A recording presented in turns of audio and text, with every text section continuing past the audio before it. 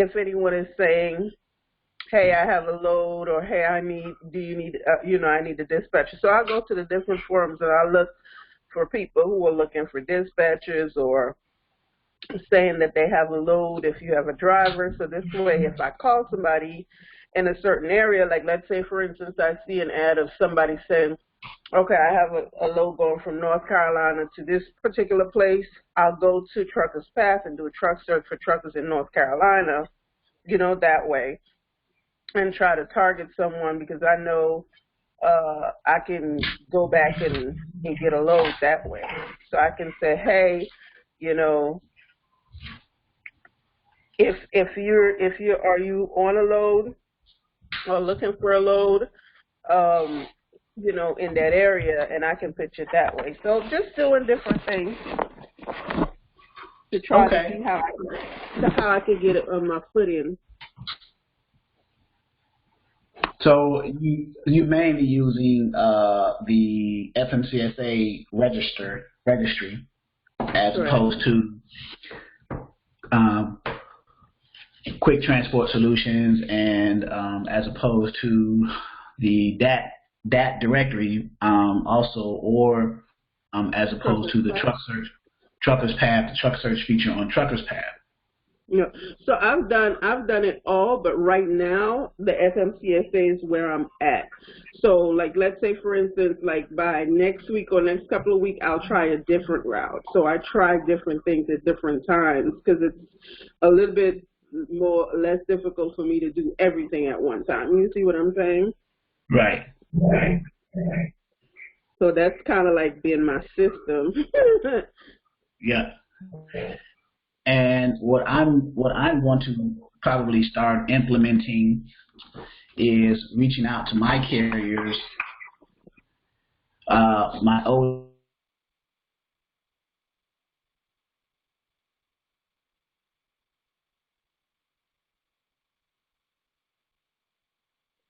see how they're doing, and then see if they need anything, and then assign those carriers to dispatchers who have filled out the sub-dispatcher agreement on the website. Okay. So on the website, if you are, I don't know if you have done it or not, and good morning, Tyra. I think Tyra just tuned in too. So if you haven't done so, if you are having difficulty getting carriers, even if you're trying with the new FMCSA registry, if you're having difficulty getting carriers, I have a sub-dispatcher form that you can fill out and be an affiliate with Exodus Dispatching and Associates, where we can initially, you will start off and split the commission split with Exodus and myself 50-50 and yourself. So I give you one of my carriers, I give you their carrier profile. There's no need to give you the dispatcher agreement because I already have them under a dispatcher agreement. You're pretty much working my carriers for a commission split. So as time progresses and you keep the carriers running, consistently, finding them loads, booking them loads, you're learning that process more so over and over again as time progresses, then the commission split increases in the sub-dispatcher's favor. So if you are a sub-dispatcher, Allie B, then it'll go from 50-50 to like 70-30. That I can go that high. In other words, you get 70% of that 10%, and I get 30%. The company gets 30%. So, but we start off with 50-50 because I got to see, I got to see how much skin in the game and how well you find loads for the carriers initially, and then we'll say we'll give it 30 days. After 30 days that you find, you may find them 2 or 3 loads a week. So and then 4 weeks in a month. So you figure about 12 loads in that month, you should have the process down. You know, you should have the understanding because you're going to be doing the same thing since you have the same carrier. Now you can ask me too, like, is there a certain equipment type do you want to focus on? I can either do it two ways. I can reach out to my carriers that I used to dispatch for, or I can start calling carriers myself and getting them under dispatch agreements fresh, and then just assign them to. I'll have them fill out and return the dispatch agreement, that whole process. You can actually see the whole process.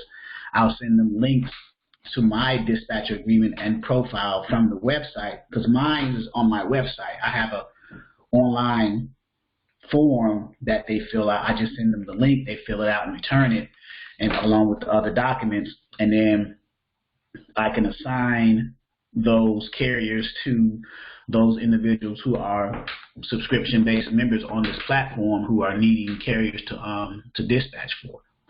Now, in that process, you get the profile, so you'll know what the carrier, how the carrier wants to run, and you will get copies of the carrier's W-9, the MC authority letter, and the certificate of insurance, and the NOA if they have a factoring company.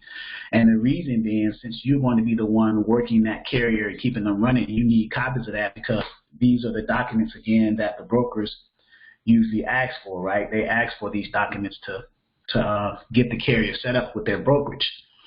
The brokers always ask for these documents, right? I stress this all the time. You know, they ask for the MC authority letter, they ask for the W-9, they ask for the certificate of insurance, right? Yes. Yes. Right? Because, and you know why they ask for those, right? Because that's what the broker is going to need.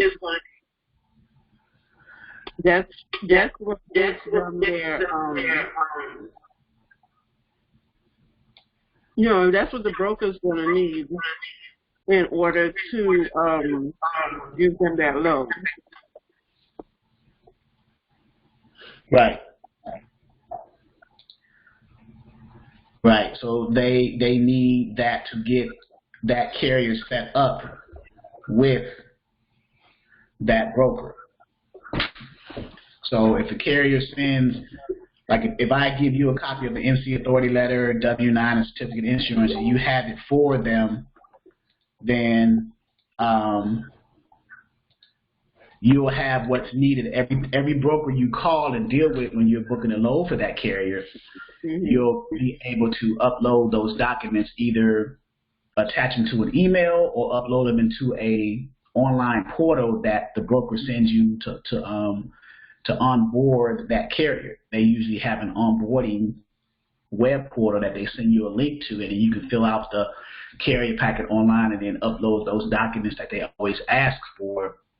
So whatever the process, however the process, once you start booking load, and then when you get the rate confirmation as a sub-dispatcher, I would need a copy of that rate confirmation, because Exodus is going to be the one invoicing the carrier, since the carrier is under a dispatcher agreement with Exodus. You are just finding the loads and making sure that Exodus gets a copy of the rate confirmation, and then I invoice the carrier, and then once the carrier pays us, we send you your either 50% or 70%, depending on the commission ratio that we have set up. So that's the sub-dispatcher concept in a nutshell. So is that something that you may be interested? Because I know a lot of people are having trouble, still having trouble getting carriers to say, yeah, I need a dispatcher, and so on and so forth. Now, yeah. Do you have? I signed this up. You already did? Yes, we went through that process. Okay, yeah, I would, and I would go to I have a folder in my email, the company email, and I'll check the sub-dispatcher folder and do a search for your name or your email, and then it'll come up. Okay. And then I'm probably gonna come out with an announcement too, as I'm getting carriers under an agreement or reaching out to my older carriers to see what they're doing, to see if they still need to find loads here and there. So, so that's just an option. In addition to you already, as a dispatching company, you guys already looking for your carriers on your own time. This is just an added incentive for you if you're having that much difficulty where it's just that first hurdle, getting the carrier to send back a dispatch agreement profile and other documents, and then you can start working for them and finding those loads, booking those loads. So, and then once you get past that process, then you're well on your way. So since you're already sounds good. Yep. And then I gotta see Tyra Luttrell. Can you hear me? Yes, I can. Can you hear me? I can now. Yes. How are you? I'm doing wonderful. How are you doing? Okay. Any questions? We got a small group today, which is fine. That means that you guys get a lot of attention. Yes, I don't have any questions at the moment. I'm jumping on and listening in right now. Okay. So have you you're going through the materials, you're looking to try to get some carriers to dispatch for, that's where are you in the process, if I may ask? Yes, so right now I'm not looking for carriers. I don't know if I should be starting that. What I was waiting on is my LLC, and I applied for that. I registered for that like a couple of weeks ago, and it still had not come back. So I don't know if I'm able to, without having that, if I'm able to still seek out for carriers, or should I still, like how I'm doing, just wait until? I would, while you're waiting on your LLC to come back, I would also reach out to carriers at the same time, because it's going to take some time to get a carrier to finally say, yeah. So okay. I would still market and reach out to the carriers, because by the time that the carrier gets back a hold of you, and it may be sooner, but I'm just saying on average, that time for you to get your LLC back and the time for you to get a carrier, they may coincide with each other at the same time, transition, as opposed to waiting for the LLC to come back and then starting that process from that point on. Why not at least attempt to do that at the same time, to reach out to market yourself or your company. We value our clients. And see, now I don't know where you live, if you are near a truck stop where you can take your marketing tools that you have, like business cards, flyers, things like that, or if you're more comfortable with cold calling or emailing or texting and things like that. So there's several different ways to attempt to market and brand and advertise your service out here to the owner operators. So my thing is, why not streamline that at the same time while you're waiting for your LLC to become active or get to you? Okay, yeah, I'm glad you brought that up, because right now I just kind of felt like I was in a kind of stuck in the process. So right, so like with a business, you got to kind of like look at these like futuristically, like, so what if I had my LLC today? What would be my next step? So on and so forth. So you visualize your next step, and then you go out there and make it happen, right? So you're waiting for your LLC. You've already applied for your LLC. Everything went through. You're just waiting for the paperwork to physically show up where you actually says you have an LLC. So in the meantime, instead of just like waiting and just sitting dormant, why not do something else that's going to add value to your company? And the next step would be to go after the carriers to try to solicit your service, or what you can do, what you have the ability to do, which is to find loads for them, and go from there. So what would be, your marketing strategies, your tools that you'll be using to brand your company or brand yourself for that matter, to go after the carriers? What, do you have a niche? Do you have what particular carriers are you going to target? What equipment types? Are you going to go after all three simultaneously, or do you have a specific one that you like? Those are some of the things that you can kind of think about. Yeah, I was looking to focus more on like reefers and move toward the dry vans and the flatbed. Okay. To first start off with reefers. Okay, so the three major equipment types then. Yeah. Reefers, and reefers being number one, and then dry vans. And with reefers, you kind of kill two birds with one stone, because you can turn your reefer unit off and use it as a dry van. Right. And to haul dry goods. So, and then flatbed would be the third option for you. So now, is that the reason why you chose reefers first, because you can use it as a, get double the work out of it, or? I think I really chose reefers first because of I guess right now my mind and visualizing that there's probably more groceries needing to be moved right now. More produce. Not right. And that's probably like my only reason in thinking. I could be wrong on that. I mean, it could not make any difference, at all. But that was just my thinking. That's a good observation, because we are in a pandemic and food items still need to be moved. And then you're thinking about seasonal stuff too in different parts of the country. There produce seasons, like oranges, watermelons. You got onions, apples up in Washington State, onions, potatoes over in Idaho, oranges coming out of California and Florida. So you got different seasonal types of commodities coming out of specific freight-heavy states. So you're thinking on those lines, and then you're also thinking overall that food items have to move regardless. Because now, especially in this pandemic where there's limited movement going on, goods and services still need to get to their destinations to provide nourishment for families and stuff like that. So your mindset is spot on as far as the reefer unit being the equipment type that you're going to start off with, because it has the most need of the three. So That's a good job. Thank you. So now then you focus on reefer. So what you can do is then you're on the phone, or you're on the computer, right? Yeah. So you can focus on. So have you navigated the like the back office and seen different things, or? I have not.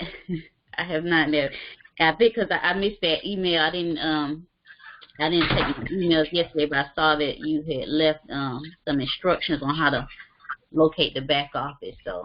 Yeah, how to set up your email and password so you can get access to the back office. Yes, I did. I get that for you. So once you do that, I will get an email alert saying that you did it, and I'll go ahead and approve you for back office. But in the meantime, I can show you on here. Let's say you were to use the Trucker's Path truck search feature. Since you know the specific equipment type that you want to go after, you can just select that specific one, namely the reefer. You want to start off with reefers. You don't have to say flatbed and dry vans, and then you can select a satisfactory category and then just go specifically after reefers. Now, mind you, too, with reefer carriers, they usually do more than one pickups, more than one deliveries. They call them picks and drops, right? So, which transitions right into the rate, the negotiating of the rate with the broker. So the more picks and drops that they have, the more that you can try to negotiate with brokers for more pay. So for instance, if you got a reefer carrier and you got them under a dispatcher agreement and you found a load for them and it was a 2 and 2. So when I say things like that, 2 and 2, 1 and 3, 3 and 2, things like that. What I mean is 2 and 2, for example, 2 pickups, or you're going to 2 shippers to pick up the loads, and then 2 drops, 2 deliveries. So a 2 and 2. So anything past a 1 and 1, you have a bargaining chip to go on, because you can charge an extra $150 to $250, $300 per stop, in addition to the 1 and 1. So in this case, 2 and 2, so you got an extra pickup and an extra delivery. So let's say the load was $3,000, you may be able to bump it up to like $3,300, $3,400, $3,500 because of the extra pickup and the extra delivery. Okay. Yeah. So with the reefer, you're going to be dealing with those types of things. And when you talk to reefer carriers and you trying to get them under a dispatcher agreement initially, you'll ask that type of question. Do you just do 1 and 1, or do you do any pickup, any number of pickups and any number of deliveries? And they'll say, well, depending on, most carriers are going to say depending on what it pays. That's the verbiage you're going to get from them. It depends on what it pays. So if you got a carrier, you found a load that's 3 picks and 2 drops, so it's picking up at 3 different shippers and delivering to 2 different locations, and it's paying like $4,500, $5,000, and the cities that it's delivering to and picking up to aren't that far apart, like a 50-mile radius in each case. And then the long distance, the long haul is like probably in the 500-600 miles. That's something that the carrier will definitely consider. So with the those are things you got to keep in mind. You also have to keep in mind the TCU, or the temperature control unit, on that reefer unit when you're talking to the broker. When you negotiating or trying to book that load, you're asking questions. You're trying to fill in the blanks with the broker, because you may see that it's not listing what the commodity is on the posted load. It's not listing what's the temperature of that load, and whether it's continuous. So these are types of questions that you would ask. What's the temperature of 0 degrees? Is that continuous? It probably is going to be continuous if it's 0 degrees. Continuous means that it has to maintain that temperature while that truck and trailer is loaded and being transported. Loaded run. That's what that means. I did watch some videos on reefers, and I saw where they had it on continuous, or they had it on, what's the other one, manual, I think? Or Yeah. I think manual is when it shuts off, and then it shuts off. Yeah. Once it reaches that temp, it turns off. So I guess it's kind of like your regular central air conditioning. Thinking about that, like it'll cut off, but then if it gets down, then it'll cut back on. Is that what I understand how that works? Right. It gets to a certain threshold that you set for. Like if you set your temperature threshold to 0 degrees and it's above that degrees, when it comes down to that threshold, then it'll cut on, or cut off depending on how you set it. Okay. But continuous means that it has to maintain the temperature. It can't be cut off. It can't go down at any point. Right, and it needs to maintain the temperature that's agreed upon in the rate confirmation of that load that you booked. So say on the rate confirmation it said that it needs to be at 34 degrees continuous. That means that while that truck is loaded and running from shipper to receiver, it has to be at 34 degrees in this example, because whatever the commodity is on that freight has to be maintained at that temperature. Okay. So that's the reason. But yeah, so you target the reefer carriers, ask them, are they under load, looking for a load.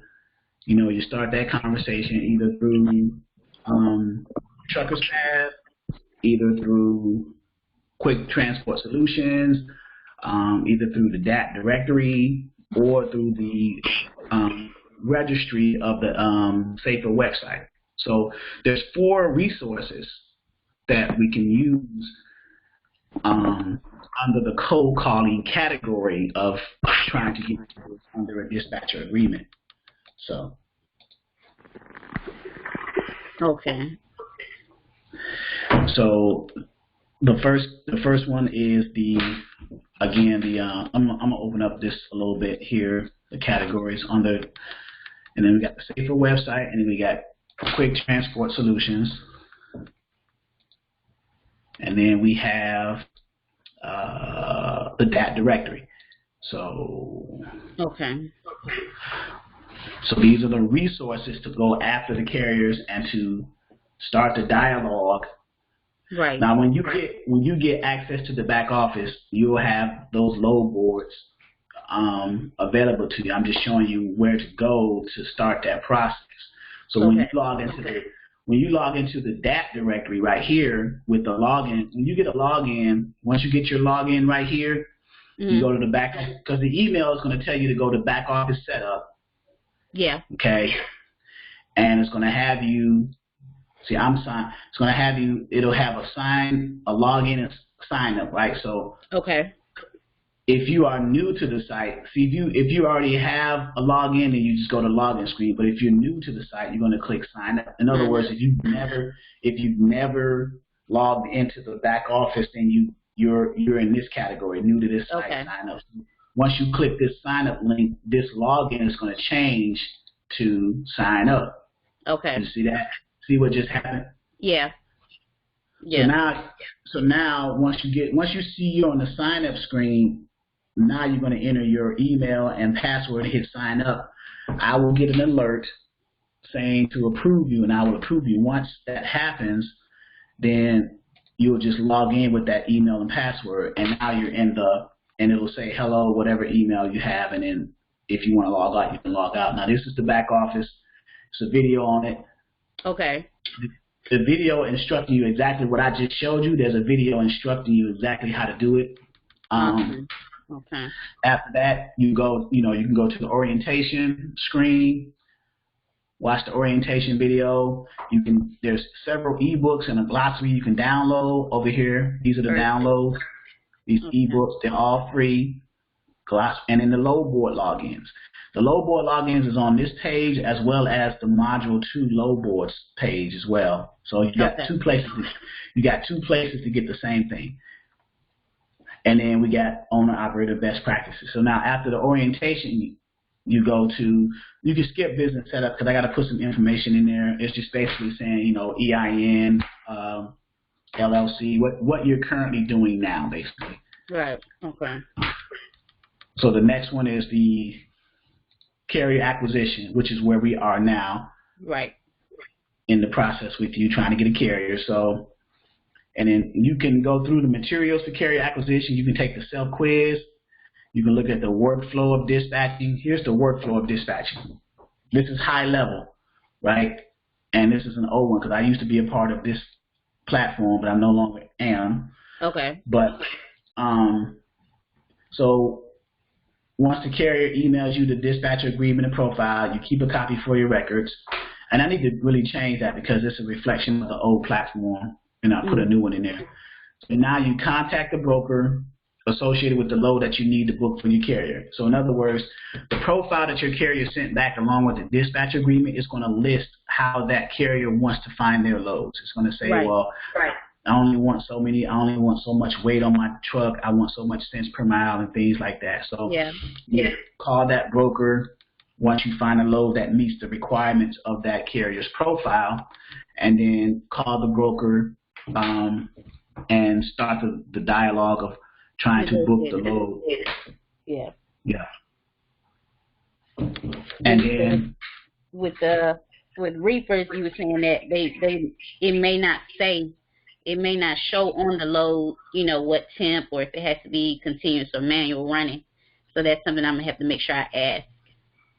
Right. So under forms and documents, I have also what's called a load details cheat sheet. You can print this out and have it by your side of some of the common questions you would ask.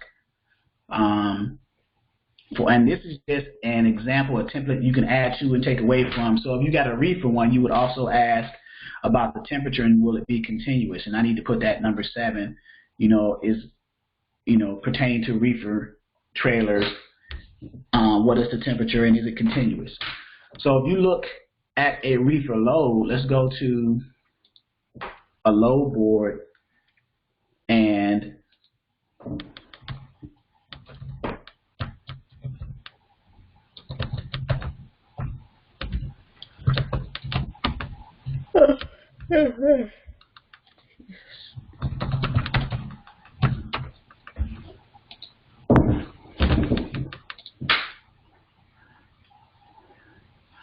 so now, where are you based out of?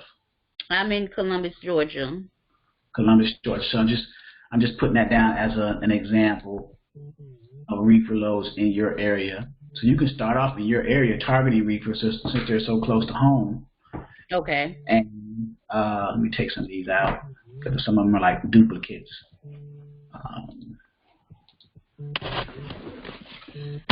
This one out. So Columbus, Georgia, for a reefer. Okay. And going anywhere, I'll hit quick load search. Okay. So now it comes up with 413 results. 413 coming out of Columbus, Georgia, within a 100-mile radius. Now it's grouped in tens, right? So I'm going to open, since it's 413, I'm going to expand that a little bit and say 200, so I'll see more of it at the same time. Yeah. So there we go. And then the next thing I'm going to do, I'm going to click the rate column to put it in order of highest paying to lowest. That's posted. Okay. So now you got $2,800 and things like that. So let's say this one here, this 2500 England Logistics System Broker is coming out of Phoenix City, Alabama, which is three miles from Columbus, Georgia. Yeah, we're neighbors. Okay, and it's going up to New York, Farmingdale, New York. So I'm going to click that to expand it. Okay. Now this is Internet Truck Stops Load Board. So Internet Truck Stops. Okay. Right. So you have the load details area is right here. If you can see my mouse movement. I can see. So in here, it should have some information about it, but a lot of stuff is blank. So most times when you look at posted loads from brokers, they just post them real quick and to get the carriers or the dispatchers to call them.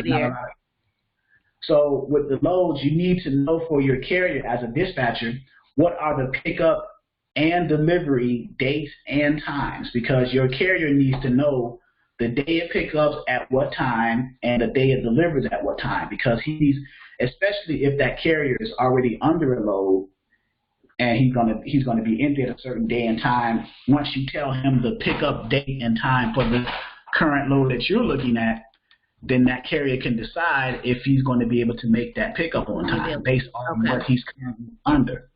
Right. So that'll be a question to ask, right? Right. So, and then pick up dates and delivery times, pick up and delivery dates and times. So you got one load. Don't have a time. So what I just right. So based off of that and our load details cheat sheet, you can pretty much know what to ask, and you just go down the list. So the commodity. Okay. So the commodity. So what's the commodity? What commodity means what's actually being hauled on that trailer. Okay. So it could be produce, it could be, so because your carrier may only haul, even though he's a reefer carrier, he may only haul certain types of freight that requires a reefer. He may not haul like pigs or poultry, chicken, right. live chickens or dead chickens, because it makes a mess on the trailer and he has to wash his trailer all the time. So certain commodities carriers don't haul on their trailers. Yeah. Because it's an extra expense. You have to wash out your trailer if it's messy and stuff like that. So you know, what's the commodity? It's a truckload. TL is truckload. The weight is 42,000 pounds. Now the max weight for drive-in and reefer trailers is about 45,000. So that's 3,000 pounds less. So that he may be fine with that. Okay. And then other questions. Any special instructions? So now, what's missing in this? So you can look at this as an example of a reefer load. What's missing in here? What question would you also ask the broker in this? Well, if you were to call this broker, what would you ask them that you think? Yes, I would ask him what is he hauling, the commodity, and I will also ask him. Scroll down a little bit for me. Okay. The width and height. Okay. Now, I would not ask for the width and height because with the reefer trailers, that's pretty standard. They're 53 feet. The width and height are pretty standard. But it says 0 stops. So I would ask them, is it a 1-and-1? Is it one pickup, one drop? Or how many pickups are there? How many stops are there? Because with reefer loads, you need to know that. Right? You need to know that. So they say 0 here, but I would still get some clarity. I would get some clarity from the broker because you need to know that to share, because you got to share that information with your carrier in order for them to decide if they want to take that load. Right. So, exactly. So let's do this. Let's create a load details cheat sheet, kind of an abbreviated one or an enhanced one, and let's cater it to a specific equipment type, like reefer, for example. So we got one right here. So let me close some of these load boards here for a second, because this is something you're going to be doing. You're going to be calling brokers and talking to brokers about loads, and you're going to have to get as much detailed information initially starting out from the broker. So when you share, because communication between you, the dispatcher, and your carrier is important. So if you can get as much information, pull it from the broker to share with your carrier, they will have enough information to decide if they want to take that load or not, right? And they'll look at you as a godsend because you're doing your job. You're doing it for them. They're focusing on driving, and you're focusing on getting as much information and communicating back to them in order for them to make an informed decision as to whether to take a load or not. Now, can I access this load detail sheet? I can get that from it's on the website, or I need to do my back office first? It's in the back. It's on the website, but you got to go in. You can only get it from. Okay, you have to do my back office. Right. All this is through. You have to have a login to get to this area. Okay, I'm gonna do it right now. But what are some of the things that we can think of that? Let's start off with some of the comments. I'm gonna open up a Word document and create a fresh Word document, and so everybody can kind of be on the same page as far as understanding this part, at least because at some point you will be dealing with calling brokers all the time, because eventually you're going to have a carrier that you will have to find loads for on a load board, and then you would have to communicate with the broker. So what will be the dialogue? What are some of the things you're going to say? And we can even base it off of the equipment type. We can categorize it based off the equipment type. So, hey, Robert just joined us. So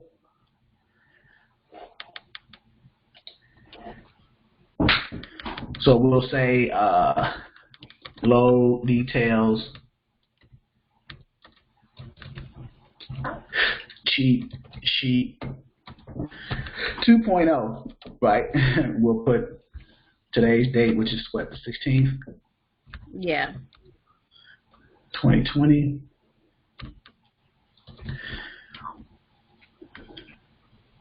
So we'll say we're going to start with reefers, right? Right. So some of the common questions we'll ask, and we'll refer back to our cheat sheet here, and let's go to the load board and let's look at this load and start from the top. So the first thing is, what are the pickup dates and times? Pickup and delivery dates and times, right? So you need to know, when does it pick up, what time does it pick up, when does it deliver, what time does it deliver, and whether it's a first come, first serve or appointment. So FCFS means first come, first serve, or do you have to have a delivery and pickup appointment? Because those are things that are asked as well. when you Yeah, what is go. that? First come, first serve. So in other words, so if your carrier gets to a facility and it's closed, like he gets there at 7:30, they open at 8, and there's a line, he's like third in line. When they open at 8, he's going to be third from third one seen. So first come, first serve. So whoever's there first, they get in first, second, get in second, so on and so forth. First come, first serve. Oh, okay. Right? But they put it on the rate confirmation, they put it in big bold letters, FCFS. That's what that means. First come, first serve. Okay, so I'm going to copy this, and so we want to make this revised load details cheat sheet a little bit more detailed, and we're going to specify for each of the 3 major equipment types. So that for every equipment type that members of this platform are booking loads for, the cheat sheet will help you ask those very detailed questions from the broker that you need in order to communicate that back to your carrier for them to make a decision. So saying that, that means that we have to go back and forth from the dispatcher and then put ourselves in the eyes of the carrier. If I was a carrier, what kind of questions would I have my dispatcher ask the broker in order for me to make a decision about whether I'm going to take a load or not? You see what I'm saying? You want to put yourself in his or her perspective as well. Right. Right. So it just makes sense, right? Right. So what are the pickup and delivery dates and times? So that was the first one. And on here. Also, too, we said what are the pickup, delivery dates and times. And to add to that,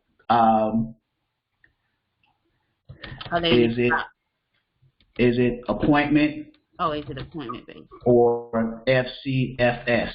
Okay. And I'll put in parentheses first come, first serve. So the more details we can provide in the back office for ourselves, the more it'll be helpful for us. Right.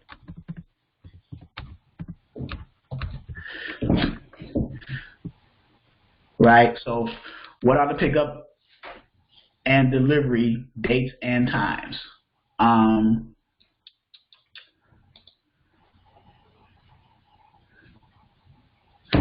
Number 2 with that, since we want to piggyback off that with number 2, how many stops? Because this is a reefer. We can also ask it for dry vans or flatbeds too, because you got more than you got more stops with dry vans and flatbeds, but it's more so with reefers. With reefers, you're pretty much dropping off stuff all the time, picking up stuff all the time. So how many stops? How many stops? Yeah. For this load.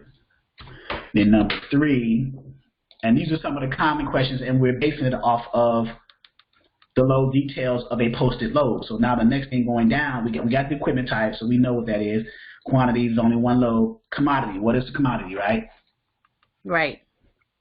So right here, we can basically copy that. What is the commodity or the freight being hauled? That's basically what the commodity is, what's the freight being hauled.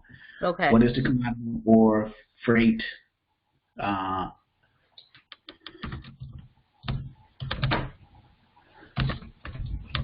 being transported? Okay. What is the commodity or freight being transported? So anyone I'm going to put it in layman's terms, so anyone who's reading it, especially beginners who don't know anything or very little about dispatching, will pretty much understand once they read that. They'll know, okay, yeah, that's what that means. So what is the commodity or freight being hauled? Yeah. Right? And still under the reefer category. So loaded miles, weight,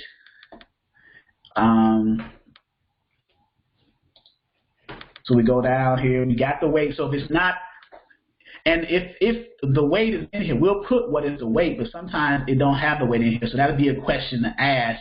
Right. If it's not, if it's answered, there's no point in asking the questions, but it's still good to have it on the form, right? Right. Yeah. So let me back up there. And number 4,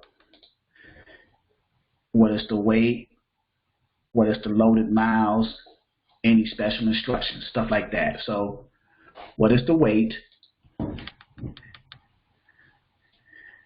We put that there even though it may be answered already, just to have it in our cheat sheet. What is the weight? Right. What is the, and I'm going to copy and paste because some of these questions are similar irregardless of the equipment type. It's just that some are not, and we'll just change it as we see fit. So what is the weight?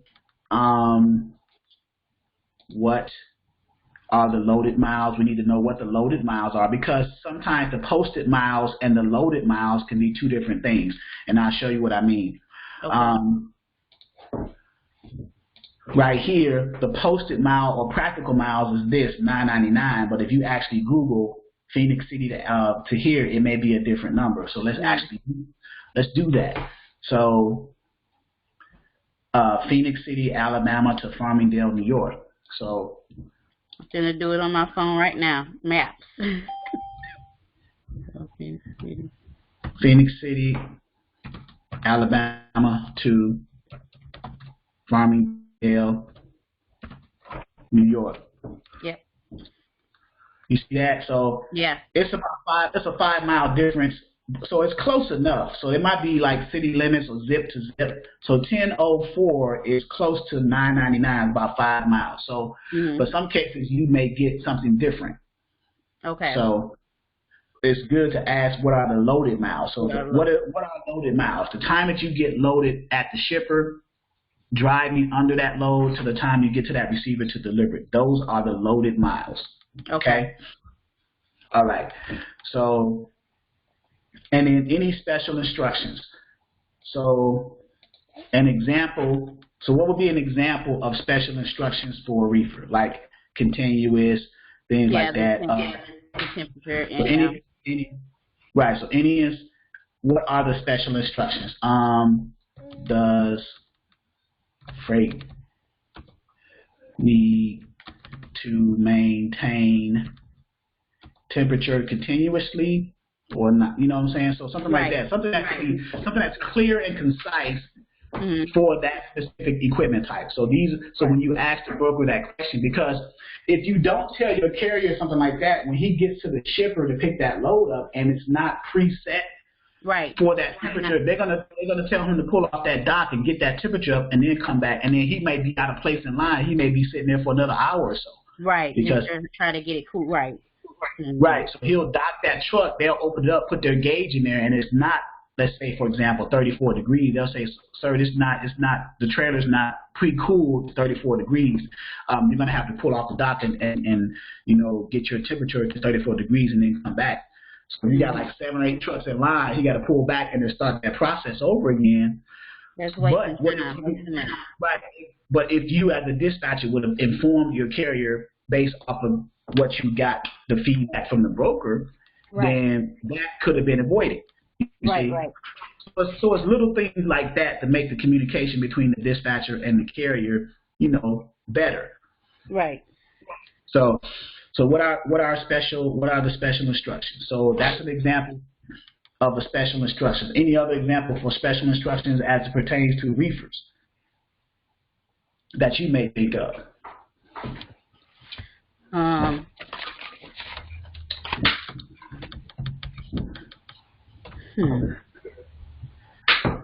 Not that I can think of, not outside of asking them what temperature needs to be set on, and if it's continuous. Make sure I'm spelling continuously right. Okay, continuously. Okay. Yeah.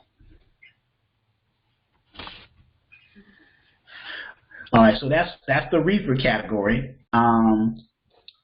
and we got weight limit. We can eliminate the weight because now this is going to apply for flatbeds, because most flatbeds, they may be over width or over dimensional type flatbed. So when we get to the flatbed category, that'll be a question we ask in the flatbed category. Okay.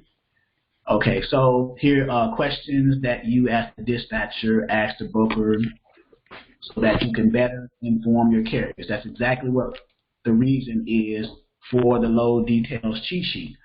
So let's go here and put that right there, right? So we need to know that.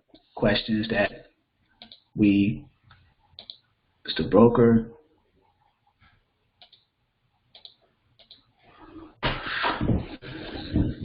And we are under reefers right now. So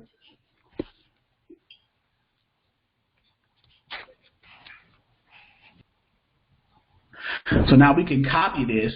We can add to it and take away from it later as we see fit. But let's copy this and paste it right here. We're going to change reefers to dry van, and some of the same questions apply to dry vans. When are the pickup dates and times? Is it appointment? Is it by appointment? Or FCFS, first come, first serve, right? Number one, how many stops on the load? Because you can have more than one pickup, more than one drop for dry vans too, okay? What is the commodity or freight being transported? What is the weight? What are the loaded miles? What are the special instructions? Now, with this one, you don't have to ask about temperature being continuous, but you still need to ask what are the special instructions. So with a dry van, you can have special instructions for that. It won't be temperature being maintained continuous because it's not a reefer, but there are what are special instructions for dry van loads, right? Right. Okay, so now, and then next, we can go to the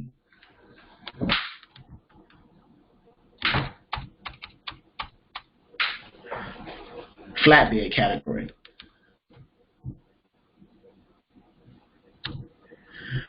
And we'll just change this to flatbed.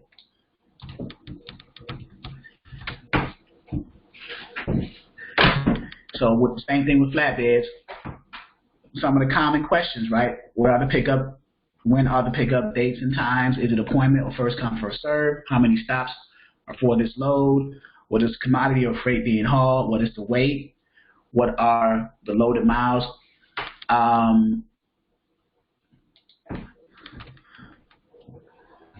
Here is where we add this one here. What are the length, width, and height? You know, oversized or over-dimensional, things like that. Is it oversized? So we're going to add that. What are the length, width, and height?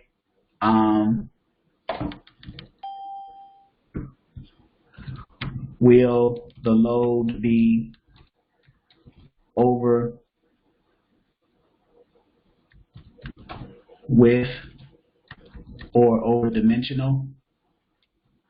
Because the reason why you ask that with flatbeds is because now you incorporating extra dynamics into the equation. You might need a pilot car. You might need tags and flags on the back of the freight to indicate that you have an oversized load or overwidth load, things like that. Pilot cars has extra cost, so it goes into the rate, and things like that. So, and then what are special instructions with flatbeds will be like tarps, dunnage, pipe stakes. We'll add that in here, so that way you guys will have an overview of that particular equipment type. Someone commented here in the chat.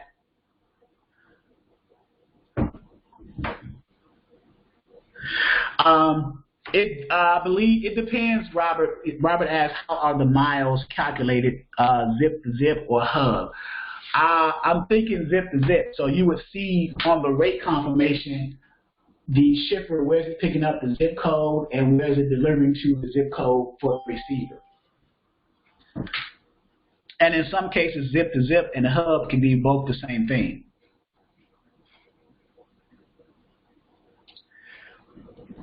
So what are the special instructions? So a flatbed special instructions are, we can say tarp or no tarp. And we'll put there. That's common with flatbeds, tarp or no tarps. Straps, chains and binders, and depending on the type of load, pipe stakes, dunnage, things like that for a flatbed, because these are different equipment accessories for the flatbed depending on what's being hauled for that. So when you get to the commodity, what's being transported, then you can determine whether you need a tarp or no tarp for that. You're obviously going to need straps or chains and binders, depending on if it's coils, rebars, or if it's something that can just use a strap to keep it down and not require chains and binders. If you're doing lumber, you're going to need pipe stakes and dunnage to kind of lift it up, and the pipe stakes on the side position separated every 4 feet to keep the lumber from rolling off the sides. So those are common questions there. So now we got a load details cheat sheet 2.0, and I'm going to put, I'll just put revised 816. So now we separated it based off of the 3 major equipment types. Now as you dispatch for other equipment types, you can incorporate like straight trucks, hot shots, and things like that. A hot shot will fall into the flatbed category. It's just on a smaller scale. The straight trucks will probably fall into the, depending on if it's a refrigerated straight truck or not, it'll fall into either the dry van or the reefer cheat sheet category. So you can adjust your questioning to the broker accordingly. So, but this is a more comprehensive load details cheat sheet that I'm going to replace with this one. So it'll give you even more details of what to ask when you come across any load of those 3 major equipment types when you're booking loads for your carrier, so that you can better inform your carrier of the details of the load. So if I was a carrier and you give me all the information that I need, or enough information that I need that I can make an informed decision as to whether or not I take that load, then that'll be a great help to me as a carrier, and I'll look to you as a good dispatcher because you are doing your homework. You see a load, you see details about a load, and then you'll know what to ask based off of what's not listed by the broker in the details of the load. You'll be able to use your cheat sheet to fill in those blanks. So don't you think that's a helpful resource to have here? Yeah, that's perfect. And we kind of just took it. We just took an example from a load board, and we just created a more detailed one based off of what we see. We can go to any load board and do that and see what else. But the reason why I chose this one, because it gives you a column, load details column.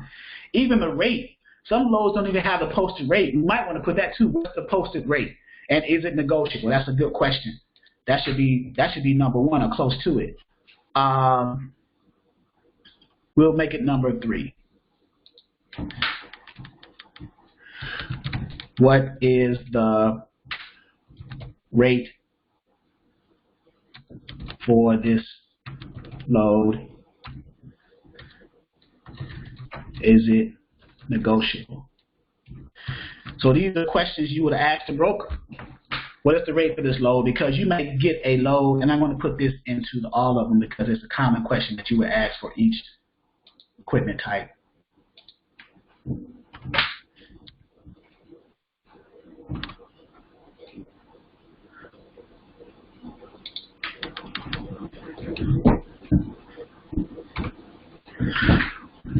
Right? Because you may come across a load that doesn't have a rate posted. But that's a good question though. What happens? That's pop quiz. What happens if you do come across a rate? A load that doesn't have a posted rate, but you see the loaded miles. Let's say this 999 is the actual. That's true miles, right? True loaded miles. The rate is not posted, but you know that your carrier wants at least $2.50 a mile for that. What would be your starting point in asking the broker for a rate? How would you calculate that? Before you even call that broker, what would be your baseline starting point? You know, according to your carrier's profile, that they want at least $2.50 a mile. You have the loaded miles, but you don't have a posted rate. So what would be your starting point when you call the broker to start a point of negotiating? What's the baseline that you're going to go from?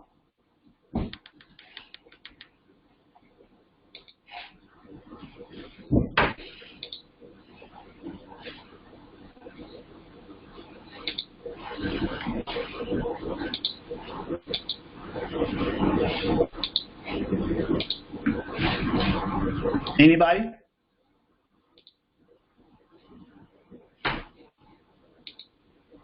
No, I don't have no questions. You don't know that? Okay, so the answer to that one is, so if you don't have a posted rate, but you know, according to your carrier's profile, they wanted $2 a mile, right? So Mike asked, what was I asking? I was asking that, okay, what if the posted rate for the load wasn't posted, but you knew your carrier wanted at least $2 a mile, and you have the miles, the loaded miles on the load posted? What would be a good starting point when you call that broker to try to book that load of a rate? Because they're going to ask you, well, the reason why they don't have a post rate because they're looking to negotiate. So they want to see what you know to start that negotiating process. So if a rate was not posted, you would take your carrier's cents per mile that they, right, Mike said he's going to add it up before he called, exactly. So you would take your carrier's cents, say again? 250. Right, well, you know your carrier's cents per mile in the profile. What if your carrier already said in the profile $2.50 a mile, right? And you got a $9.99. Okay. You got a $9.99 miles listed. So you take the $2.50 a mile and you multiply it times the $9.99. So $2.50 times the $9.99 miles. So $24.97 or $2,500 will be a good starting point. Oh, okay. Hold on one second. Hold on one second.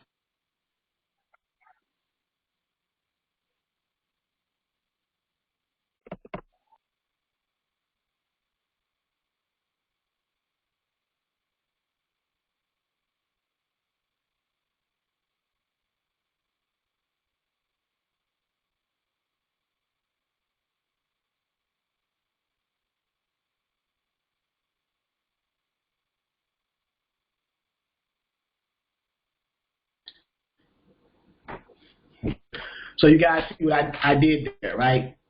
So let me go to an example of a load that's not posted. I'm going to come out of this one and just to give you clarity. So I'm going to scroll down right here. Look at all these loads. So these loads are not. This is the rate column, but these loads there's no posted rate there. So let's go to this one, Atlanta to New Albany, Mississippi. Let's open that load up. Okay. Right. And that's a good point. So that's a good point. If you are negotiating, wouldn't you start off higher? Yes. So your baseline is what your carrier's cents per mile is times the loaded miles. But yes, you would mark it up because you want to add your 10% in as well. So here's one that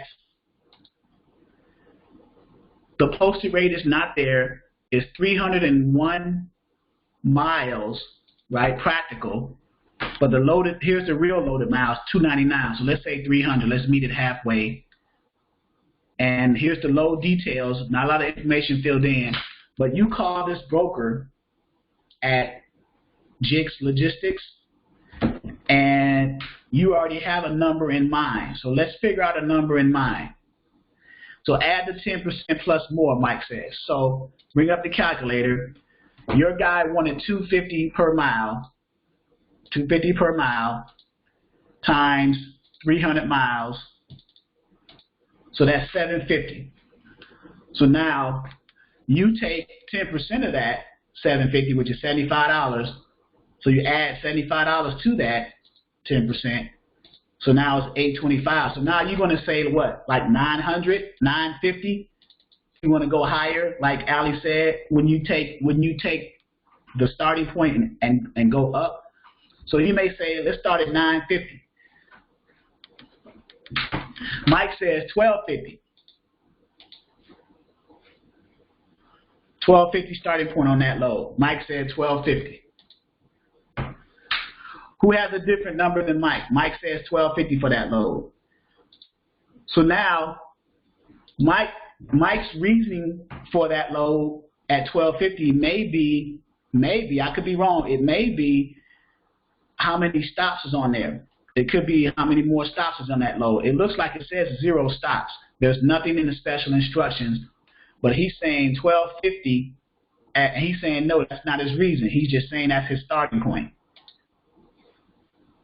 So no extra stops. So $1250 at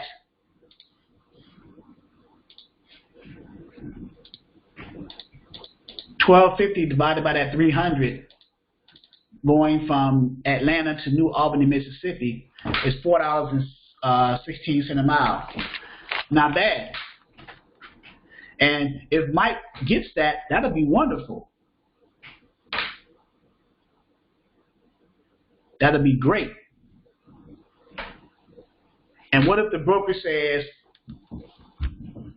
yeah, so what if the broker comes down to like, $1250 is a bit much. Can we do $1150 or can we do $1100? What if the broker says $1100? You're still way past your minimal baseline that you were starting with plus your 10% on top of that, which was the $825, $900. The broker said $1100. They'll come down to $1,000. So you're still winning. You're still winning at $1,000. Right? Because $1,000 at what's that? 300 miles. It's still over $3 a mile. $3.33 a mile. So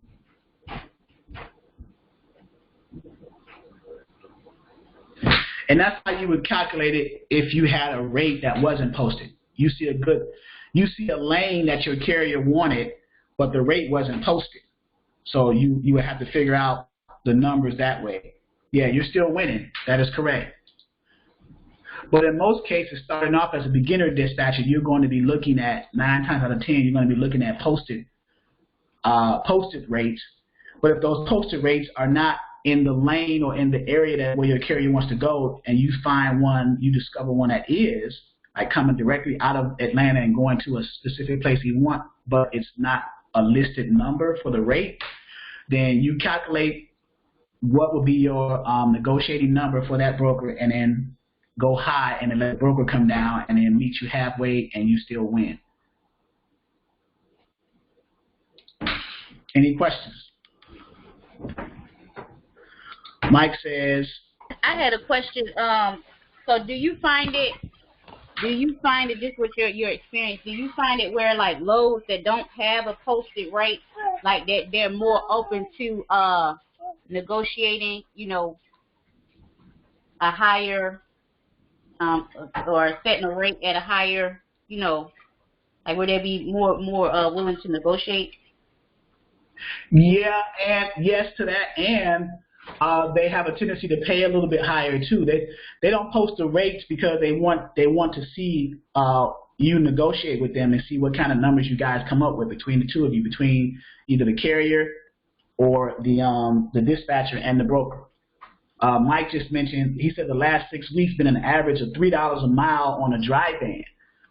And the dry van is the cheaper cents per mile, it seems, in my experience, of the three equipment types, dry van, flatbeds, and reefer. So Mike is saying, now is that all across the country, Mike, or is that a specific lane or area of the country or zone that you're in where it's saying $3 a mile for the dry vans? Are they short runs or are they over the OTRs, over the road type runs? So there is certain he's saying the spot market is on fire right now. What he means by spot market is these posted loads on the load boards, those are spot market loads. These are all spot market loads. But to answer your question, yes.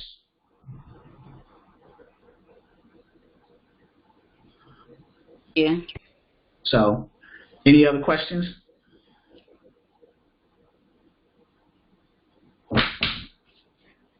So let's get back to the I think, do we have all the okay, here's another question. Do you let your drivers sit opposed to giving cheap freight? That's a driver case by case basis. So yeah, it's a case by case. You never, but taking cheap freight. So you rather sit and not make money or take cheap freight? It's a case by case basis. You try not to let your driver sit. You try to find them good paying freight. So if they take cheap freight as opposed to no freight, is that going to cover their expenses? What are their expenses? Things like that. Robert said take a look at the rate map. So let's see what the rate map has. And I need to save this real quick. Let me save this.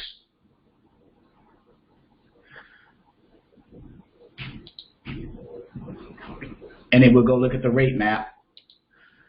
Load details cheat sheet. Today is the 16th.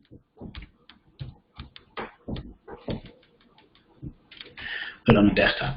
Okay, so the map that Robert is referring to is the trend lines. So the three equipment types, the van rates right now, so I believe this is what Robert is referring to, the rate map.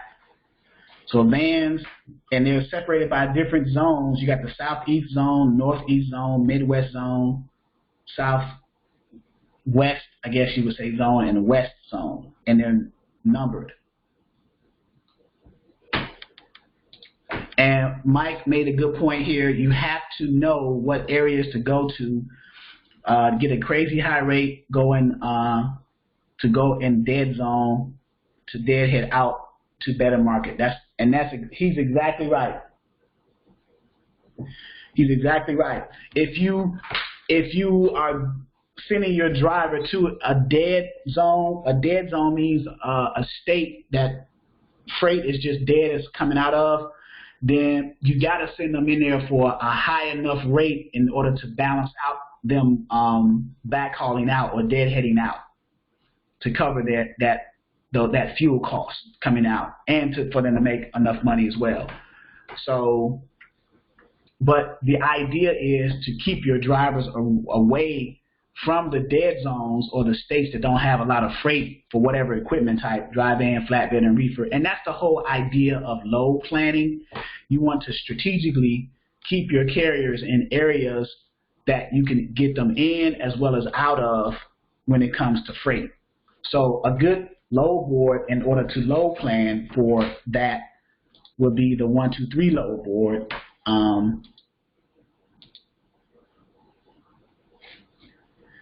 Which is in the back office as well. But before I go into 1-2-3 load board, let me finish looking at the rates for the different. So for dry vans, if you see the certain rates that are paying the highest cents per mile coming in and out, then you would plan accordingly. Right. National rates are only a baseline, never nothing cheaper than that. Correct. That is correct, Mike. Yep. And so dry vans, let's go to the reefer, which is the one that Tyra is starting off with focusing on.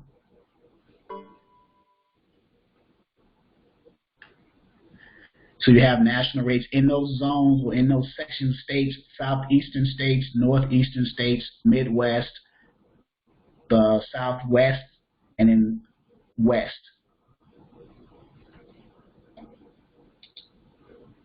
So Ali B said, Mike, that was a great tip, Mike. You always see carriers stuck in an area looking to get out. That is correct. So it's either a carrier is not familiar.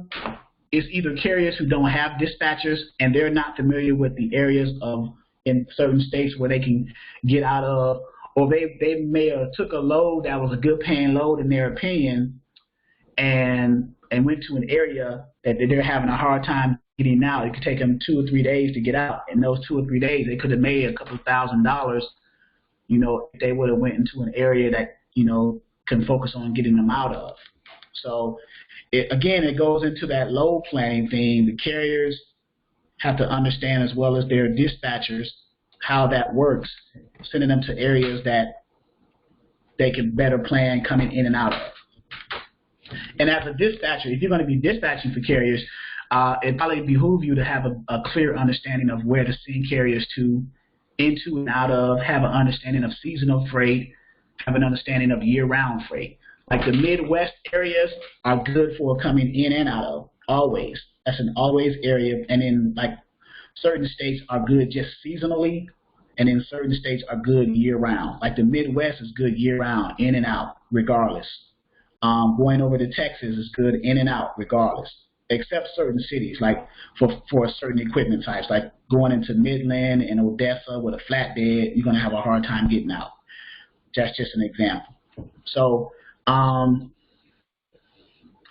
so here, load availability, if you go into 1 through 3 load board, the main use of this is load finding loads, but if you go to load availability, you can kind of get an idea of inbound and outbound loads for the states. So, Tyra, you said you were from Georgia, right? Right.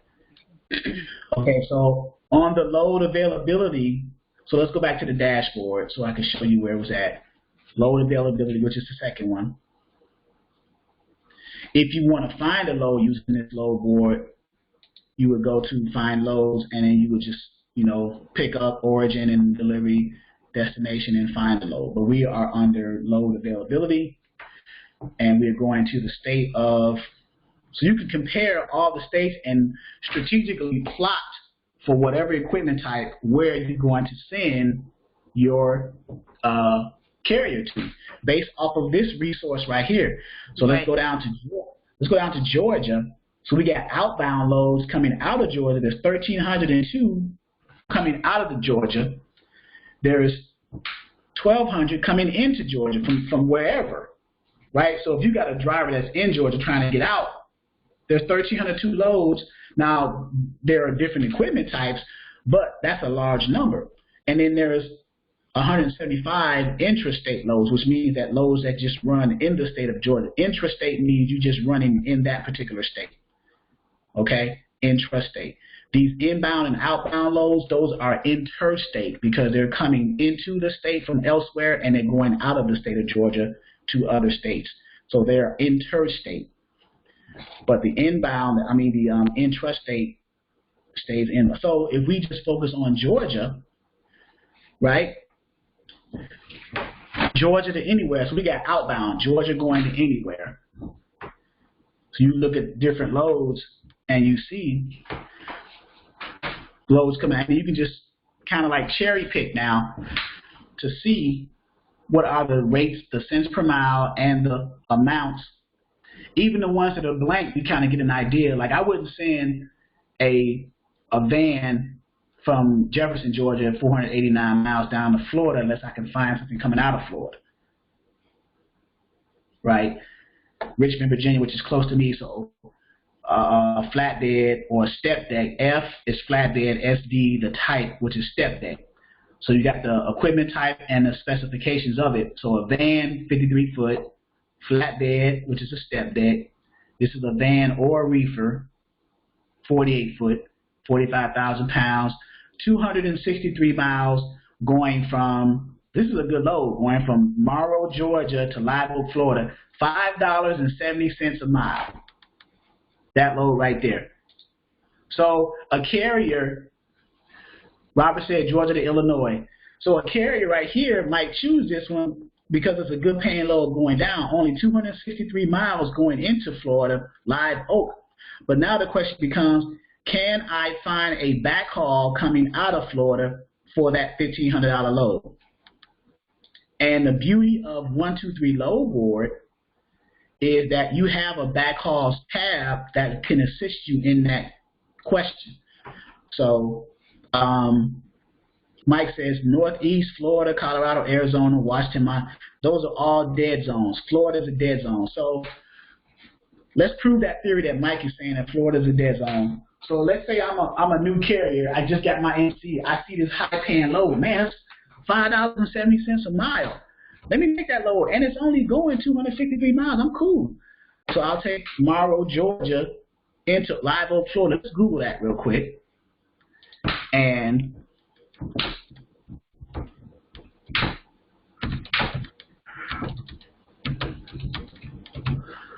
Live Oak, Florida. So let's see how far into Florida it's going. And okay, so it's barely at the tip. So I can still find something. I can deadhead out because I'm right at the border.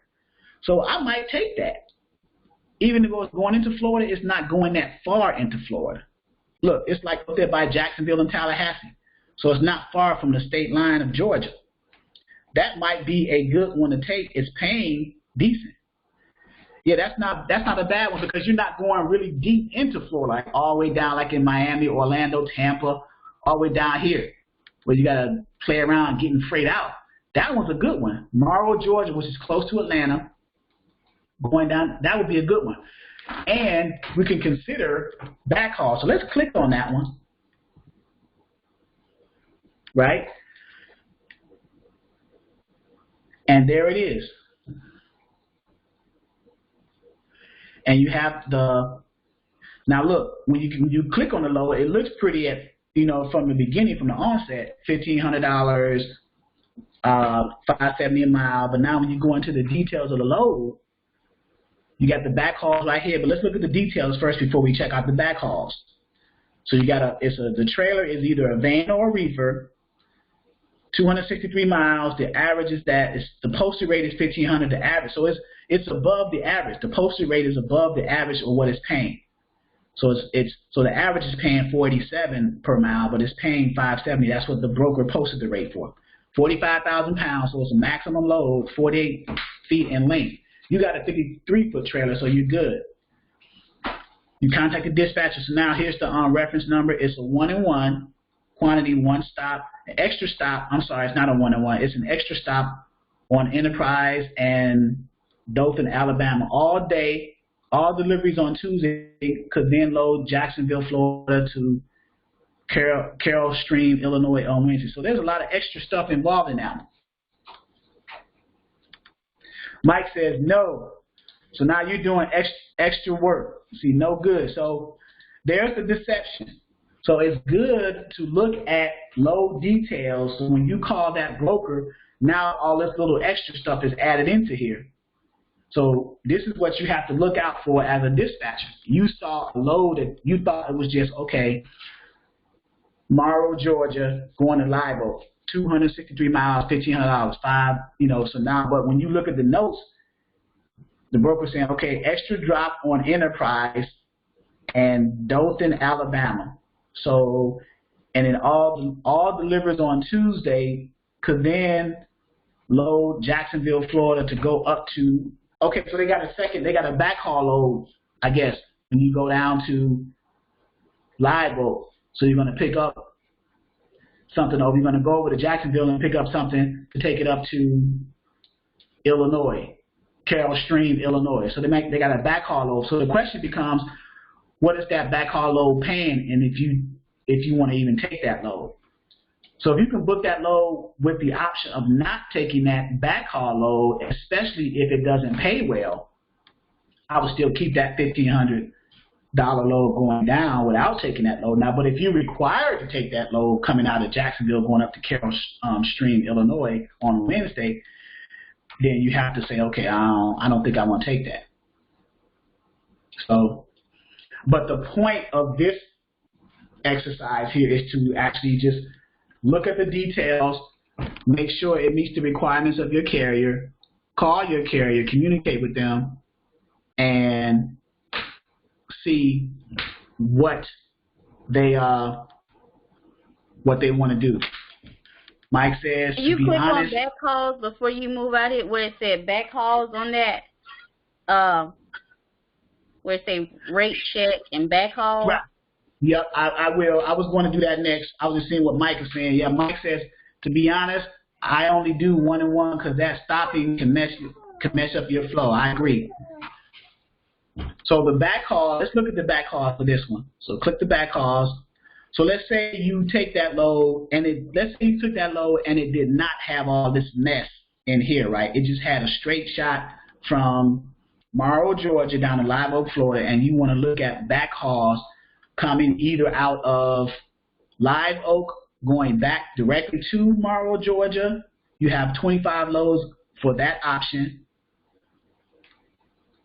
A load from Live Oak, Florida coming to the state of Georgia, not just Morrow, Georgia, but anywhere, any city in the state of Georgia, there's 15 backhaul loads for that. Live Oak, Florida picking up, going anywhere, any state, there's 178 backhaul loads for that. And then from anywhere in the state of Florida, going to anywhere in the state of Georgia, there's 20 loads for that backhaul. And then anywhere in the state of Florida, going to anywhere in the country, any state, there's 231 loads. So you have 1, 2, 3, 4, 5 backhaul options to choose from, depending on where your carrier wants to go. So let's give a scenario here and say, okay, that was based off of this Manning's truck brokerage. That was a good load going down 1,500. And we asked the broker as a dispatcher, hey, how often do you that load comes out? And he said, we do this every few days or every day or 3 times a week. Let's see. Robert said 45, what's the commodity? So, right, and that would be a question you would ask because it's not listed up in here what the commodity is for Manning's truck brokerage. So that would be one of the questions because it just has what it is, reference. It doesn't have what the commodity is. So that would be one of the questions that we would ask the broker because it doesn't list what the commodity is on this van or reefer load. So we would fill in the blanks.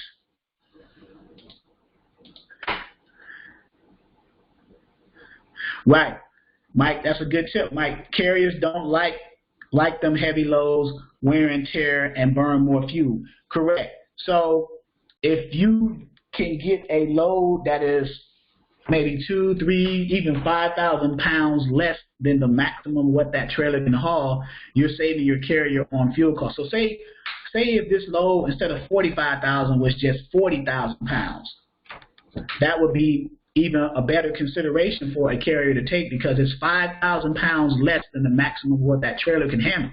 So that's you won't burn as much fuel because you're not hauling as much weight on the trailer as you would with a full truckload, right? So, but let's get back to that scenario where if all this other stuff was not a condition and it was just going down from Morrow, Georgia to Live Oak, Florida, and the broker said, yeah, we get these loads all the time, then as a carrier and a dispatcher, you would want to get a backhaul load coming directly out of where you deliver it to, Live Oak, Florida, going directly back to that money load, Morrow, Georgia, right? That's what you would want. So we chose the backhauls. So we chose this one here, the 25. Let's open up. Let's click that. Live Oak back to Morrow, Georgia. We got 25 of them. 25 loads. So now you would just have to decide what backhaul loads, and there's a lot of Pepsi loads there. A lot of Pepsi loads. I see Coyote brokering. You would have to decide what rate you want a backhaul coming out, and it seems to be a cheaper rate coming back up. Maybe enough just to cover the fuel, like this 282 miles going 550 for there, $1.95, and it's a light load, 53 footer, 27,000 pounds. Coyote's the broker. It's only paying $550, so that's taking you from Midway, Georgia, which is a 139-mile deadhead north from Live Oak into the state of Georgia, and then going up to Duluth, Georgia, which is 31 miles deadhead from Morrow. So that would be a consideration. And then there are others here. So Jacksonville, Homerville, Georgia, directly. Here's one, Homerville, Georgia, which is 53 miles deadhead from Live Oak, Florida, directly back to Morrow, 227 miles. It doesn't list the fee, doesn't list the weight, nothing like that. You would have to ask those questions to the brokers. But that's getting you close back to that money load that paid $1,500. So that's load planning. That's the idea of load planning. You want to strategically move your carrier either back and forth. That could potentially turn into a dedicated run. I agree, Mike. Mike says Pepsi loads are horrible. They are. And on several fronts. So the pay, how they load the trucks, all types of stuff. Yeah. If you can keep your carriers away from Pepsi, do your best to do so. So I got. Yes.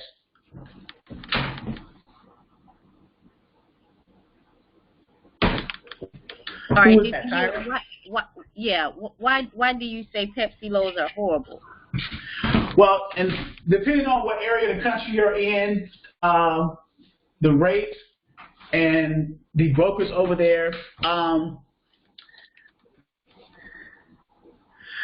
Mike says yes, everything. Mike, can you provide some input also into why Pepsi is horrible for who is it? Tyra that's asking that question.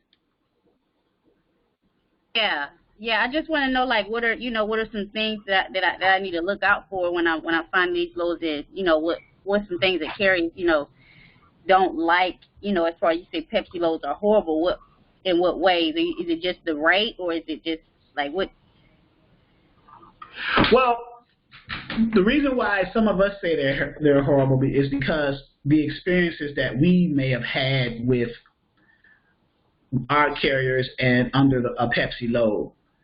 So you may have an experience that may be different, but on average, like Mike is saying right here, he says time, weight, rates, and it takes too long to get the brokers on the phone. So it could be a whole host of things. Okay. So in Mike's experience, he's having that. Okay. So certain brokers are going to have certain, and sometimes it may take you having to go through the bad experience with a broker or brokers in order for you to realize, okay, I'm not going to deal with them. And you're going to have a certain set of brokers you like working with, and you're going to have a certain set of brokers you don't like working with. And it could be, too, when you get a carrier under a dispatch agreement, they may already be set up with certain brokers that you like dealing with, so you don't even have to worry about doing the carrier packets and things like that. You just have to book that load and get the rate confirmations. But it's a case-by-case basis. You're going to come across good experiences and bad experiences. Good experiences more so than bad, of course, but you take the bad experiences anyway and you use them as a learning tool of what not to do in the future, or not to deal with in the future. So it's a give and take in the dispatching industry.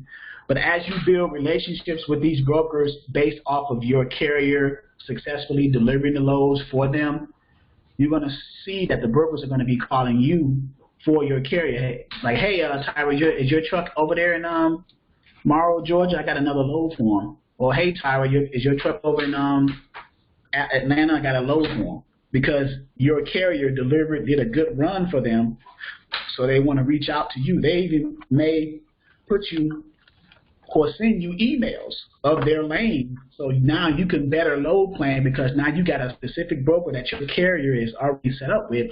You can plan your loads accordingly when your carrier is in the state of which that broker's lanes are. So say you got 10 brokers strategically placed all over the map. Let me bring up a map. So as you're dispatching and progressing,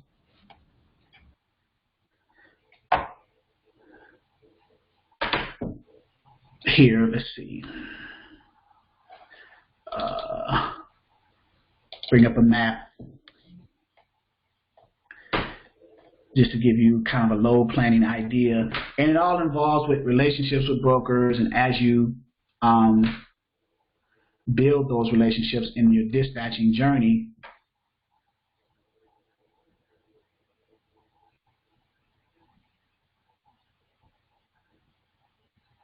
one second.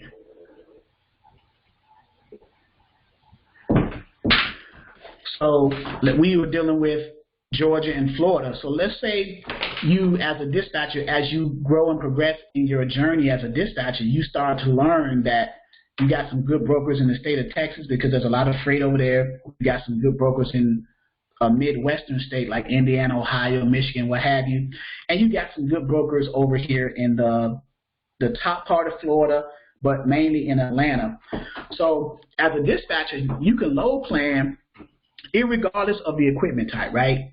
Dry van, flatbed, or reefer. Say you got 3 carriers, one of each equipment type, and you got good brokers for each of those equipment types in those states where when we looked at the load planning on 123 Load Board, we had a high number of inbound and outbound freight.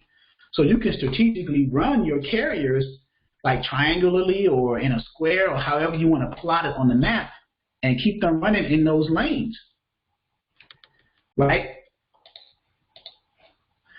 Robert said, be sure to have an understanding of, yes, FCS is fuel surcharge.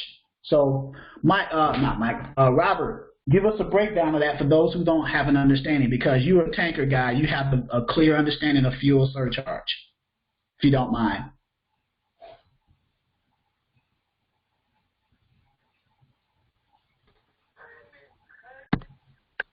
Can you hear me? Yeah, I can hear you. I know the fuel surcharges right now are horrible, terrible. We're not getting, as far as the carriers go, we're not getting what's, with the fuel prices being low, surcharges have dropped. So a lot of times when you got higher fuel prices or whatever, your surcharge will go up. And it's a good thing to understand the fuel surcharge is to have it calculated or be able to calculate it minus your regular rate. Because if you got like a $2 rate or something, and then your fuel surcharge is not in that, or is it? If it's in there, you know, you minus that fuel surcharge, and you can kind of get a better idea of what kind of rate that you actually are receiving. Gotcha. So it kind of helps offset and help you determine what your true cents per mile is for a specific load. Correct. Right. And the fuel surcharges, it goes up and down in proportion to the load, to the rate of the fuel costs, right? Correct. Okay. So the higher the fuel cost, the higher the fuel surcharge, and lower the fuel cost, the lower the fuel surcharge. Right. Right. And brokers, sorry to say it, but you know, brokers will not inform you of a fuel surcharge, although that the shippers are putting that into their rate already. So maybe that would be another low details question that we probably can include on the sheet. You know, is the fuel surcharge included in the rate? Right. What is the fuel surcharge, and is it included in the rate? Right, right.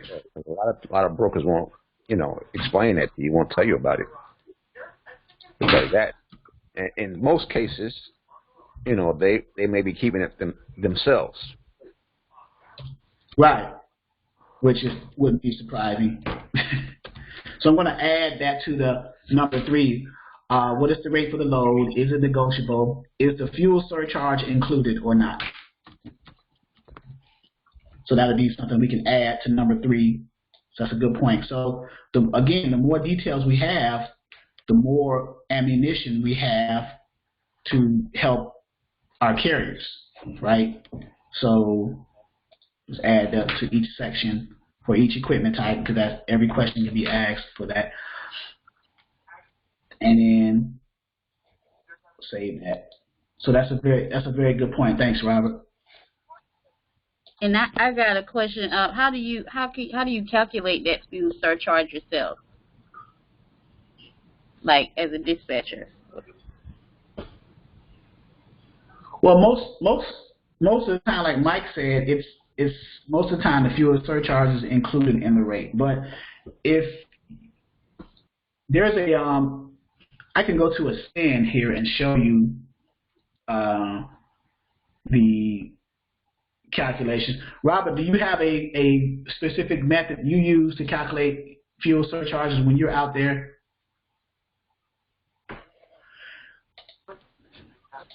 No, not particularly. But like I say, go to a SIN and check out the what they have because that's a good starting point. But Right. In my settlements, I see it. I see how it has changed. Although I may be going 300 miles or something, but the fuel surcharge is part of that rate that makes me say yes or no. I mean, if I can get like whatever the fuel prices, whatever, it's like $2 and something cents, and the fuel surcharge is probably like a 80 cents or something. I don't know. Right. As opposed to when the fuel prices are higher, I may be getting $1, per gallon or something on the fuel surcharge, $1.25 or something, Right. So I'm logged into a SIN right now, and the current rate index. So national van spot market rates is for the vans is $2.02 per mile. It's the line haul with fuel surcharge included. The national reefer spot market rates is $2.29 per mile. That's line haul with fuel surcharge. So in like Mike was saying, most of the cases fuel surcharge is included in the rate. So now with the flatbed spot market rates, $2.17, that's line haul with fuel surcharge. Line haul is the actual load picking up from the shipper, delivering to the receiver. So let's go in this area under rates. We got a feature in a SIN called InstaRate, and let's do a comparison of that load that we were looking at, that Morrow, Georgia to Live Oak, Florida. I think it was for a drive-in, I believe, or a reefer. So if we do that one, Morrow, Georgia to Live Oak, Florida, and let's just say for van or reefer, and we want to get the rates. So this breaks it down a little bit different for you. So here is the line. So the line haul is $1.85, and the fuel surcharge rate is 24 cents. So you add those two together, that's $2.09 a mile. So let's see, $2.09 a mile. That's the all-in rate is $2.09 a mile. The line haul is the $1.85, and the fuel surcharge is 24 cents. That's what we mean by the fuel surcharge costs. So you take the fuel surcharge, 24 cents, multiply it by the loaded miles, you get $62.16. You take the line haul rate, $1.85 in this example, multiply it by the loaded miles, you get $479.15. You add the the line haul total plus the fuel surcharge total, you come up with the total for the load, which is $541.31. These are numbers, and that's the middle range. That's the median range right here. You have an all-in. That's called the all-in rate. The all-in rate consists of the line haul rate plus the fuel surcharge. That's the all-in rate. So sometimes you'll talk to a broker, they'll say, yeah, the all-in rate is this or the all-in rate is that. They are saying that the line haul and the fuel surcharge together is like that example we were looking at, that Morrow, Georgia to Live Oak, Florida at $1,500.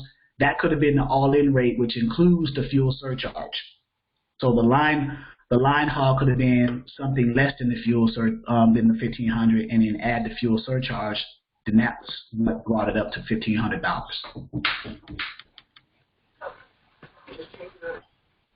Okay, and what's the difference in between, like what's the fuel surcharge rate? What exactly is that? Like, what's the difference between that and the?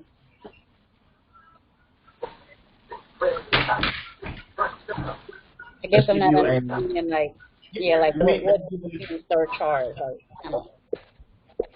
Let's give you a.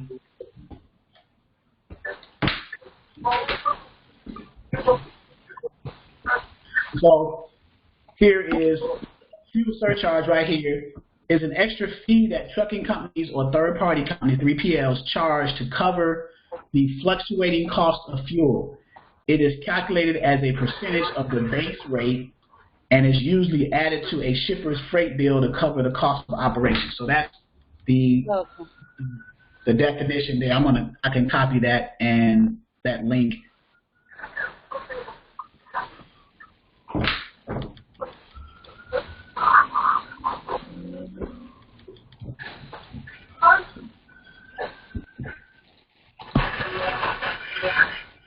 So it's like an offset for the carriers to help cover their fuel costs. I'll put that link there.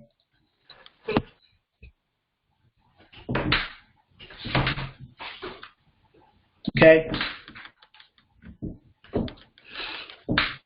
All right, guys. Man, time is flying too. Jeez.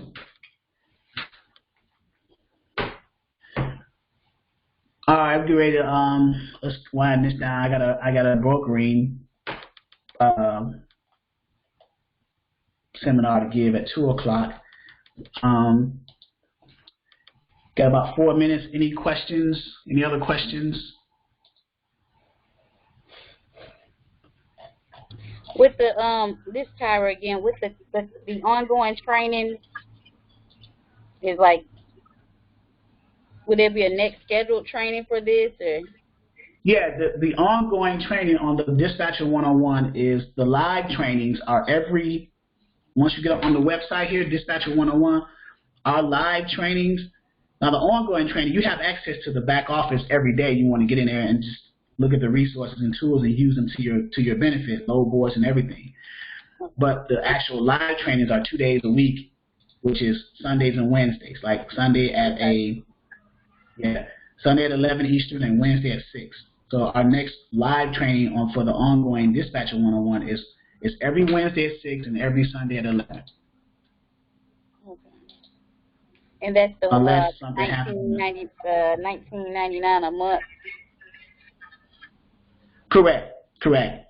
That is correct. Okay. Yep. Okay, then what you do, invoice it, or how you? Yeah, I will invoice once the day that you enroll, the initial enrollment date. 1 month after that, I will send you an invoice starting at that point. Okay. Yeah, you don't have to worry about that. I'll send it to you. Okay. Okay then. All right. And Mike, what email do you want me to send that to? Is that the exquisite one here? Send me the private email you want me to send that to you, please.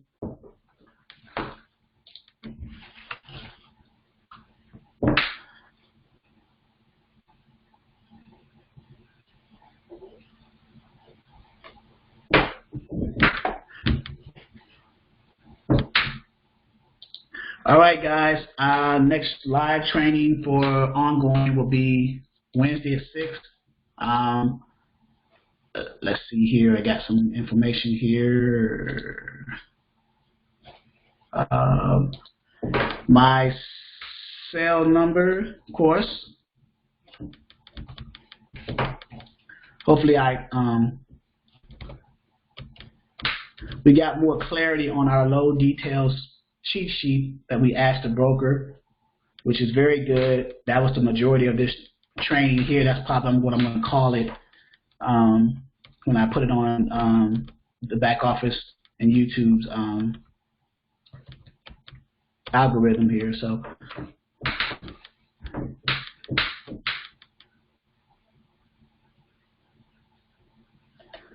all right. I'll see you guys on Wednesday, and then Mike, I need the email that you want me to send that to. Is that the exquisite info at exquisite-logistics.com?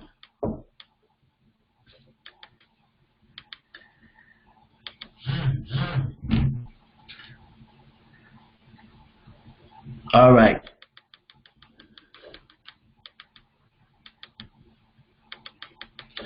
All right, guys, I will see you Wednesday for the next training. Enjoy your weekend. All right, you too. Thank you. You're welcome.